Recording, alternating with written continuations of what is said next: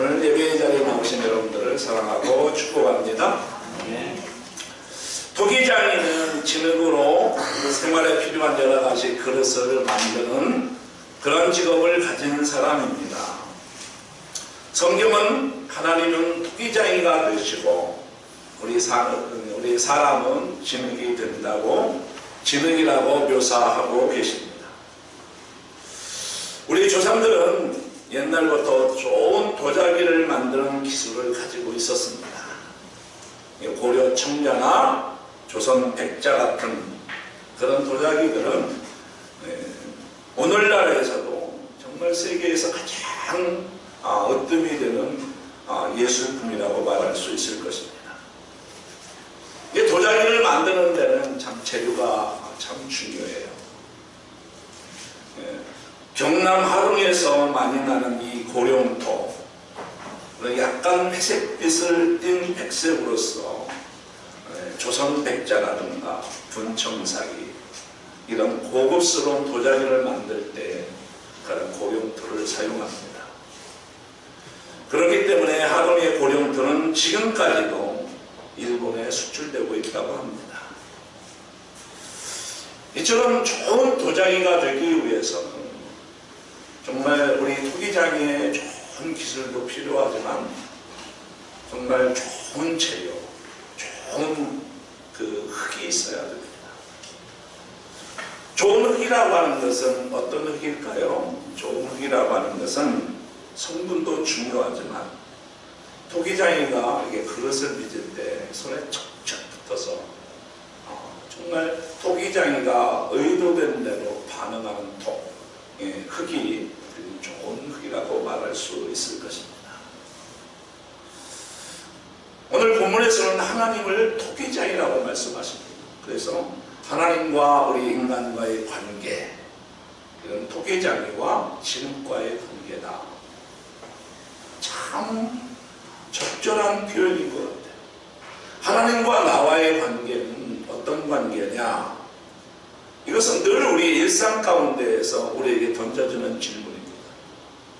바울 사도나 또한 구약 성경에서는 토기장이는 하나님이시고 진흙은 우리 인간이다. 진흙의 운명은 절대적으로 하나님에게, 토기장이에게 달려있다고 하는 것입니다.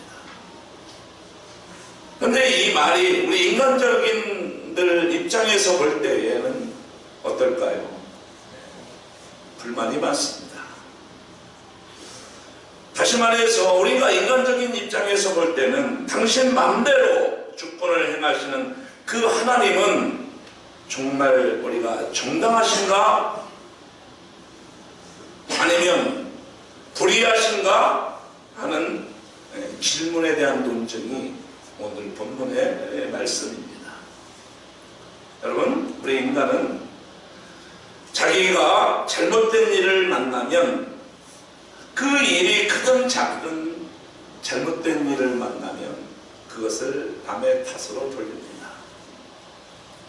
성숙한 사람이야 자기에게 그 원인을 찾지만 밖에서 원인을 찾는 사람들을 보면 어쩌면 객관적인 사실을 찾는 것보다는 남에게 탓하고자 하는 마음이 있기 때문에 그렇습니다.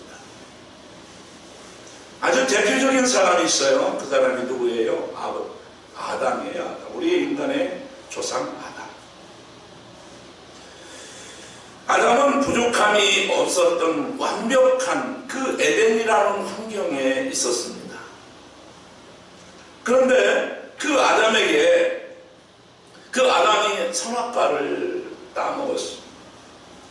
아담에게 그 에덴 동산 청지기로 불러주셔서 그 동산 관리인으로 불러주셨는데 모든 것을 다 소유할 수 있다. 그러나 그 중앙에 있는 선악과 그 하나만큼은 손을 대지 마라. 이렇게 말씀하셨어요. 그런데 아담은 그 선악과 99%의 그 권한을 가진 그 행사보다는 단 1%의 하지 말라고 하는데 자꾸 눈길이 가요. 그래서 하나님이 하지 말라고 하는 그 일을 범하게 되고 하나님이 찾아와서 그 책임을 물으니까 그 책임을 누구에게 돌려요? 하와를 주신, 아내를 주신 하나님께 그 책임을 돌리는 것입니다. 이것이 인간입니다. 하나님의 주권적인 선택에는 불의가 없다.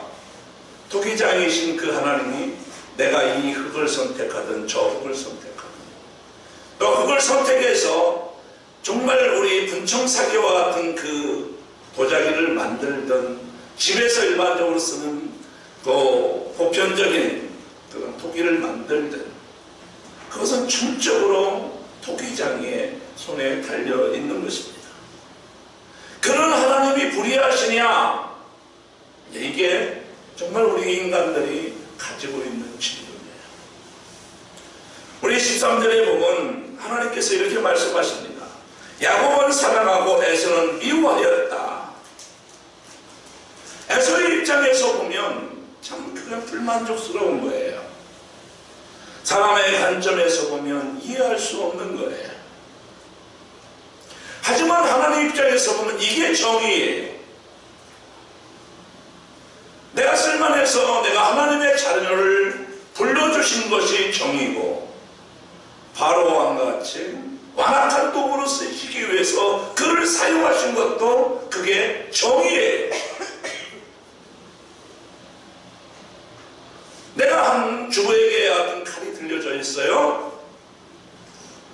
그런데 그 주부에게 들려진 그 칼이 지방용 칼로 쓰든 아니면 사람을 해코지 않은 칼로 쓰든 그것은 그 주부에게 들려진 사람의 마음이에요. 그게 정의예요. 참 중요한 얘기예요. 그래서 인간의 운명은 어디에 달려있느냐? 내가 얼마만큼 노력하느냐? 얼마만큼 지혜롭게 사느냐? 얼마만큼 근면하게 사느냐에 달려있지 않아요. 우리 학교나 세상에서 하나님이 없는 사람들에게는 근면이 최선이에요. 그래서 우리의 서점에 가면 처세술에 대한 책이 얼마나 많이 나오는지 몰라요. 그게 최선이에요. 그게 지혜예요. 그런데 우리 하나님이 있는 사람, 하나님을 모시고 살아가는 사람들에게는 그게 최선이 아니에요. 하나님의 뜻에 어떻게 반응하느냐가 자기 운명을 결정짓는 거예요. 요즘에 신문지상에 보면 많은 의정자들이 한때에 정말 날아가는 새도 떨어뜨릴 수 있는 권세를 가졌던 사람들이 참 초라한 모습으로 검찰청에 들어가는 모습을 보아요. 뒷모습이 아름답지 않아요. 그들에게 하나님이 있다면 그런 모습은 우리가 상상할 수 없을 거예요.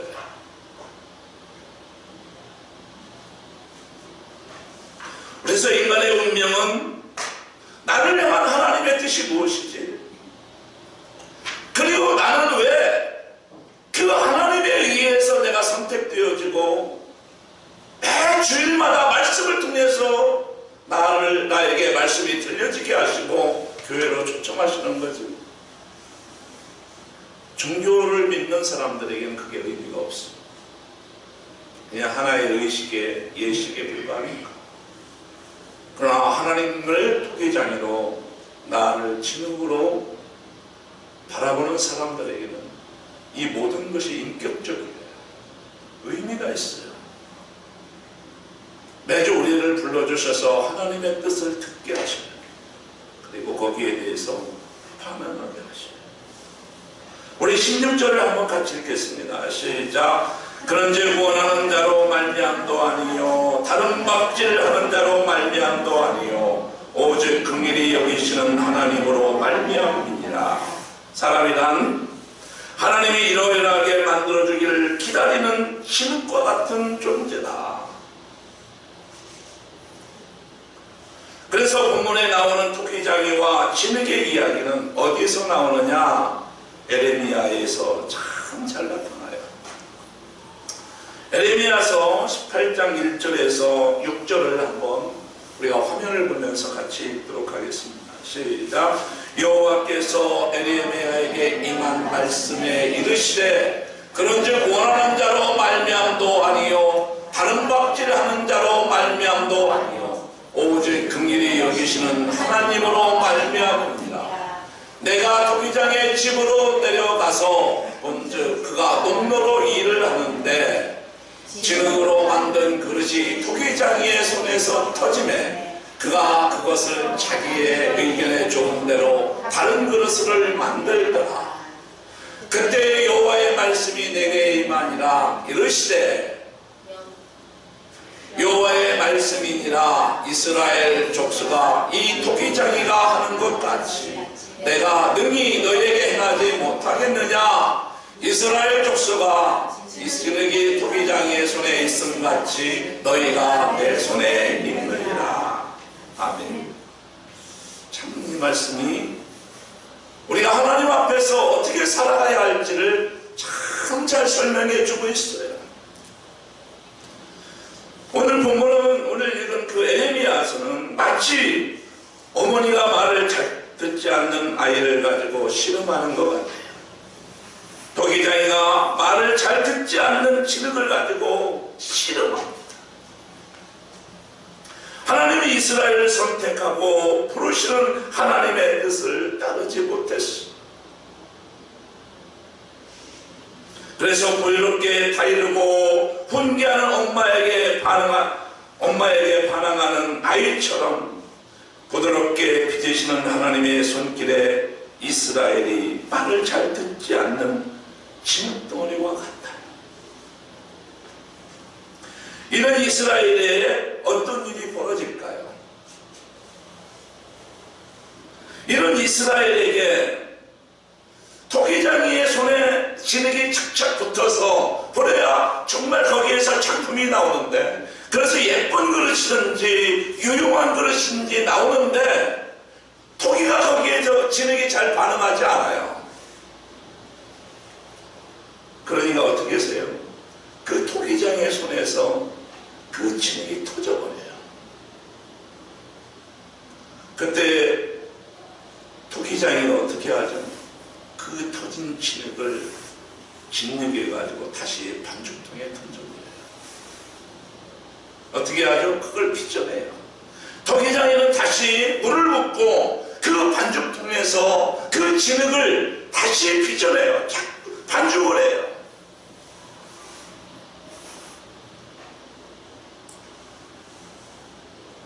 그래서 그 진흙을 가지고 다시 다른 그릇, 그 외유했던 그릇을 만들어가는 거예요.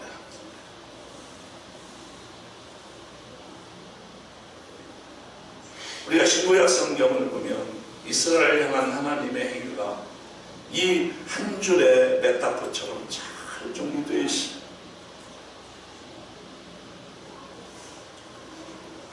왜 이 진흙덩어리는, 이 진흙은 토기장이신 하나님에게 이렇게 반항할까요? 여기 참 중요한 질문이 있어요. 하나님은 이스라엘에 대한 비전이 있었어요. 그런데 이스라엘에 대한 비전보다도 더 중요한 것은 이스라엘을 통한 비전이 있었어요. 여러분, 이스라엘에 대한 비전과 이스라엘을 통한 비전의 차이가 무엇일까요? 참 중요해요. 우리는 이것을 이스라엘에 대한 비전, 그 하나님의 비전이 이스라엘에 대한 비전, 이것은 제가 종종 여러분들에게 말씀을 드렸지만 사적 신앙이에요.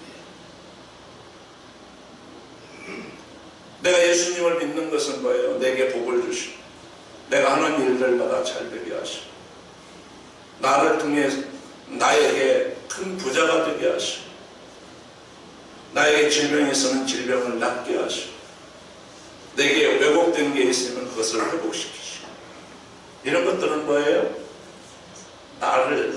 나에 대한 하나님의 비전. 그런데 하나님의 계획은 여기에 그치지 않아요. 이스라엘을 통한 계획이 있어요. 나를 통한 계획이 있어요. 이번에 여러분들이 이제 오늘 오후에 성암교회에 가서 예배, 직원 세미나를 했겠지만, 어제는 그런 말씀을, 어제는 제가 장로님으로 이렇게 이번에 임직을 받을 분들에 대한 교육이 있었어요. 그리고 권사님들, 또 안수집사님들로 이번에 세우는 부분 23분에 대한 교육이 있었어요. 근데 거기에서 제가 강의를 하게 돼서 교육을 담당해서 그들과 교육을 했어요. 그래서 그들에게 그런 이야기를 해줬어요. 무슨 얘기를 했을까? 무슨 얘기를 하면 좋을까? 오랫동안 고민했어요. 여러분들도 종종 기억나시겠다 하실지 모르지만 사선대사의 서시가 있어요. 펼치는 눈밭길을 걸어갈 때 발걸음을 흐트러뜨리지 말아라. 지금 걸어가는 너의 발걸음은 부일의 길잡이가 되느니라. 이 시를 가장 많이 애용했던 사람이 김구 선생님이죠. 하얀 눈밭길을 걸어갈 때 처음으로 발자국을 내는 사람이 참 중요해요. 왜냐하면 많은 사람, 그 뒷길을 따라오는 사람들은 그 사람이 낸 발걸음을 따라가기 때문에 그래요. 장로님들, 권사님들, 신앙을 사유화시키지 마십시오.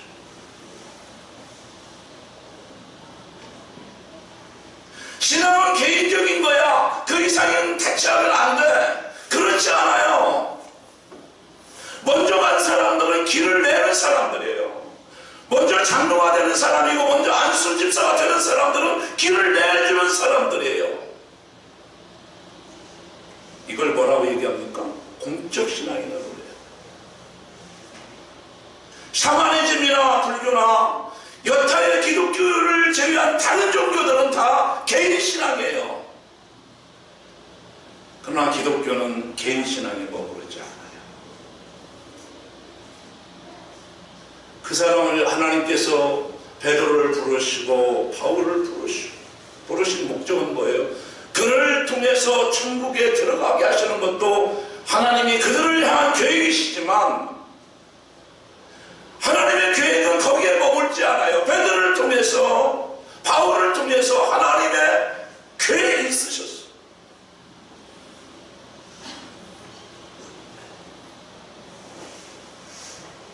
우리가 기억하는 것은 베드로가 천국 갔느니, 바울이 천국 갔느니 여기에 관심이 있지 않아요. 하나님께서 베드로에게 주신 사명을 제대로 감당했는데, 하나님께서 바울을 통해서 하나님의 계획을 잘 성취했는지 여기에 관심이 있어요. 이게 뭐예요? 공적 신앙이에요. 공적 신앙. 그래서 저는 그 자리에서 얘기했어요. 여러분, 오늘 장로 직분을 받는 여러분 안수 집사의 직분을 받는 여러분, 권사 직분을 받는 여러분은 공인입니다.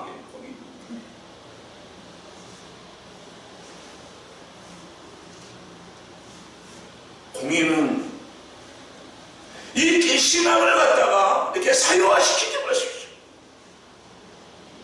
그래서 공예에 오는 겁니다. 공예에 있기 때문에. 공무원들이 공인의 개념을 잊어버리면 어떻게 되죠? 참 사회적으로 지탄받는 사람이죠. 교회는 안 그렇습니까? 직분을 받은 자들이 공인의 개념을 잃어버리면 그 공동체는 멈춰버려요. 중요한 얘기예요. 이스라엘 백성들은 그걸 잃어버렸어요. 하나님께서 이스라엘 아브라함을 통해서 한 민족을 만드시고, 그래서 이스라엘 통해서 이스라엘에 대한 하나님의 계획이 있었어요. 그런데 한 발짝 더 나아가서 이스라엘을 통한 하나님의 계획이 있었어요. 하나님에게는 이스라엘도 중요하지만 이스라엘을 통해서 하나님의 계획도, 이스라엘을 통한 하나님의 계획도 훨씬 더 중요한지 모르겠어요. 다시 말해서 이스라엘, 정말 이 야훼 그 하나님을 사유하려고 하는 이스라엘을 하나님은 책망하고 있는 것입니다. 우리는 이걸 되게 놓쳐요. 그래서 우리가 안수 집사나 장로나 권사님을 우리가 세울 때에 여기서 선서를 하는 거예요. 그 선서의 핵심이 뭐예요? 당신은 공인입니다. 나 앞으로 공인의 의식을 가지고 신앙생활 하겠습니다. 그런 맥락에서 이스라엘은 공적인 나라인 거예요. 하나님께서 이스라엘을 통해서 세상의 빛으로, 그들을 통해서 약속과 새 창조의 말씀을 모든 민족에게 전할 그런 백성이 되라고 이스라엘을 부르신 거예요. 그러나 이스라엘은 예언자들에게 되어들면서, 또 그 이스라엘은 그 예언을 하는 사람들에게 되어들면서, 또 하나님에게 되어들면서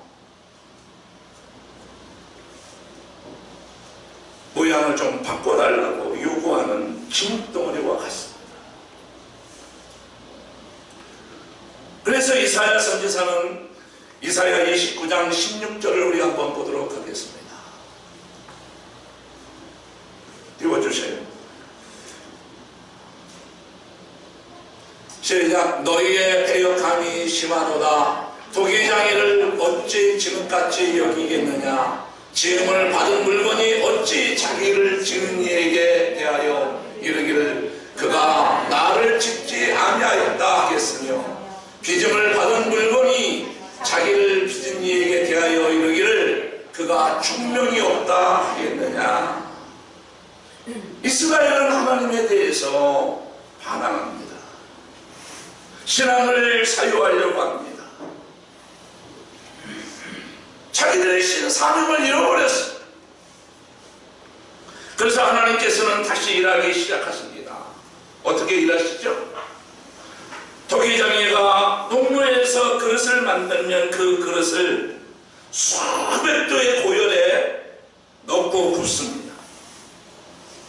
토기가 가마로 들어가서 단단해졌다고 하면 토기장이신 하나님은 할 수 있는 일이 두 가지예요. 하나는 무엇일까요? 자기가 의도한 대로 그릇이 나오지 않았어요. 그러면 망치를 가지고 사정없이 깨버려요. 우리가 보통 사람들이 볼 때에 참 좋아 보여요. 근데 전문가 입장에서 봤을 때는 이것이 온전치 않아요. 아까울지라도 사정없이 그것을 깨버리는 우리 토기장이를 이천이나 여주를 가면 쉽게 만날 수 있어요. 또 한 가지 토기장이신 하나님이 할 수 있는 건 뭘까요? 되어진 대로 내버려 두는 것.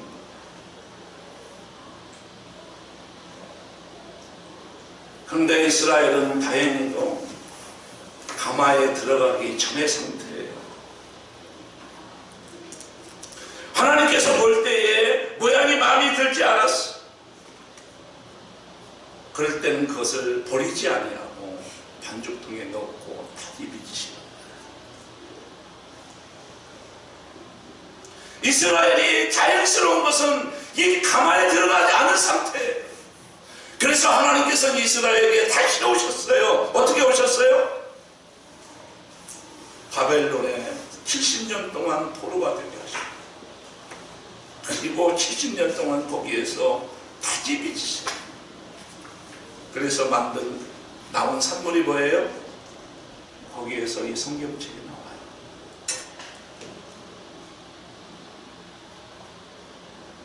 그러니까 이 성경책은, 이 구약 성경책은 하나님께서 70년 동안 반죽통에 넣고 빚어서 비로소 탄생된 게 구약 성경이에요.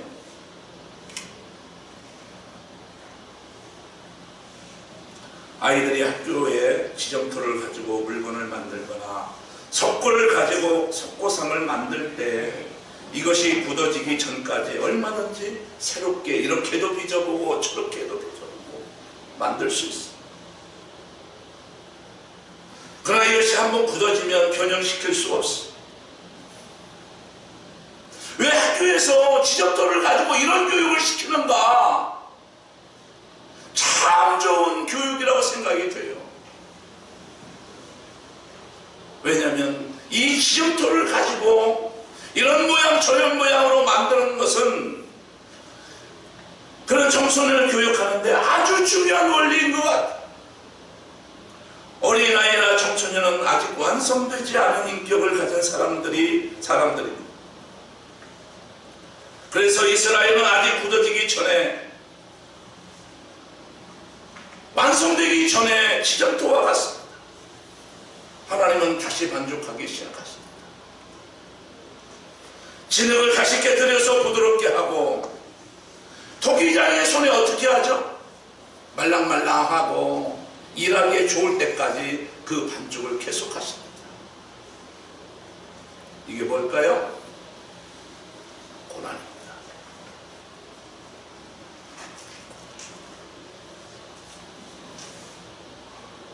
우리 그리스도인들에게 고난은, 나의 고난이 어디에서 오는가? 잘 정리해야 돼요. 여러분, 하나님께서 두 가지 방법이 있다고 말씀을 드렸어요.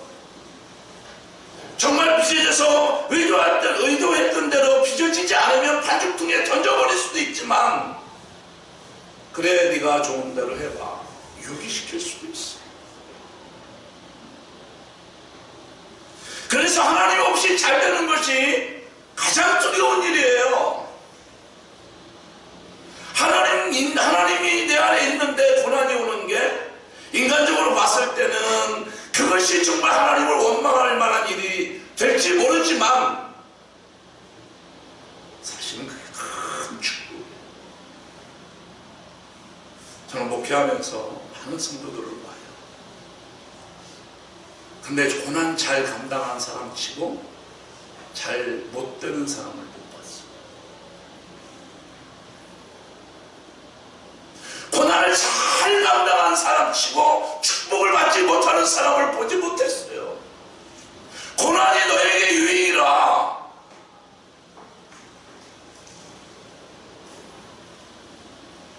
저는 그것을 너무 많이 봤어요.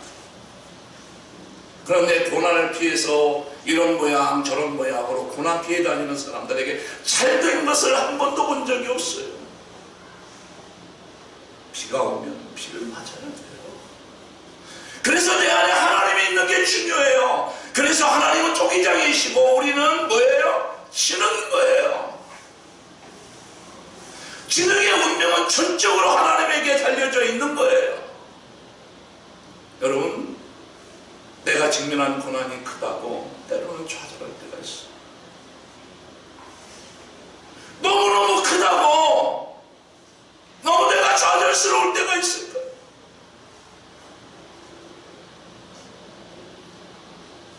이 말씀을 하면서 전에 사용했던 예화가 생각이 나요. 장로님 아들이었어요. 근데 고난이 없었어요. 신앙생활 엉터리로 했어요. 하나님을 만난 경험이 없으니까. 신학생 엉터리를 했어요. 교회 잘 나갔어요. 교회가 크니까 골프클럽이 있어요. 있을 팀이 있어요. 있을 팀이 뭐예요? 술 먹는 클럽이에요. 골프팀이 있어요.